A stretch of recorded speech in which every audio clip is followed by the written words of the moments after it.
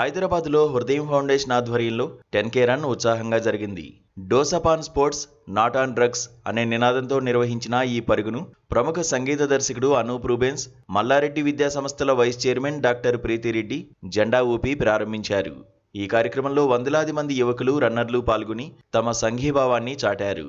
అందరికీ నమస్కారం. ఈరోజు హృదయం ఫౌండేషన్ వాళ్ళు ఆర్గనైజ్ చేసిన ఈ సే నో టు డ్రగ్స్ అనే ప్రోగ్రామ్ రన్ ద్వారా నిర్వహించారు. మధుకర్ గారికి congratulations. Thank you. This is the first initiative అనుకుంటా.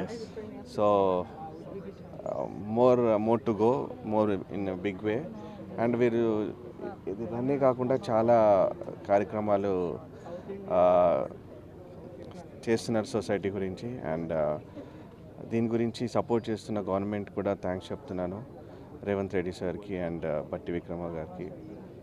సో అందరూ కూడా ఈ ఇంకా ఈ డ్రగ్స్ గురించి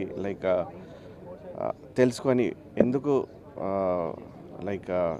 సే నో టు డ్రగ్స్ అని ఎందుకు మన లైఫ్లో ఎంత స్పాయిల్ చేస్తుంది ఈ డ్రగ్స్ని అని ఇప్పుడున్న యూత్ తెలుసుకొని కొంచెం కరెక్ట్ వేలో వెళ్తారని, ఇట్లాంటి ప్రోగ్రామ్స్ ఇంకా కూడా మన హృదయం ఫౌండేషన్ వాళ్ళు చేయాలని మనస్ఫూర్తిగా కోరుకుంటూ కంగ్రాచులేషన్స్ మధు గారు.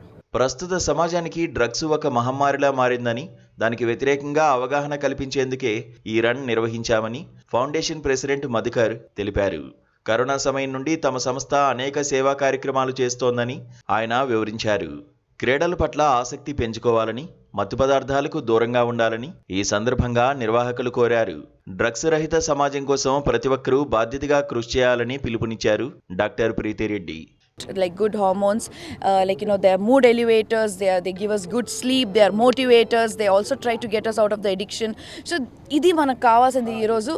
So there is a reason why we have clubbed run with no for drugs, because run will give you the right kind of drugs which is required in your body, and drugs were absolutely wrong direction to go, because I think today we all are generally why do they get addicted towards drugs is they have this curiosity, what will happen when I take a drugs, what is that feel good factor. But believe me that it's not at all a feel good factor. It is a temporary euphoria which will tell you that you're good, but let me tell you the side effects are more horrible than you even think about. So they will always ruin your dreams, your health, your families. So please stay out of drugs. Let's build up confidence over addiction, heal over harm, and most importantly life over loss. Thank you so much.